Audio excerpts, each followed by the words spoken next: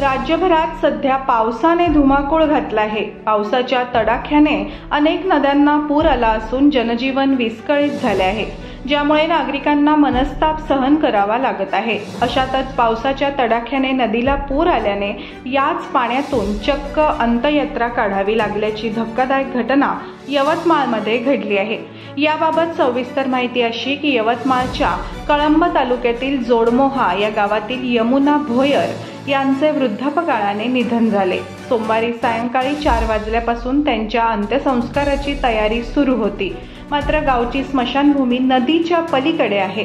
तिथपर्यंत जायचे तर देवनाळा नदी ओलांडावी लागते। सततच्या या पावसामुळे नदीला पूर आलेला आहे, त्यामुळे आता अंत्यसंस्कार करणार कसे असा प्रश्न गावकऱ्यांसमोर होता। शेवटी जीव धोक्यात घालून ग्रामस्थांनी पुराच्या पाण्यातून तिरडीसह अंत्ययात्रा नेली। त्यानंतर अंत्यविधी करण्यात आले।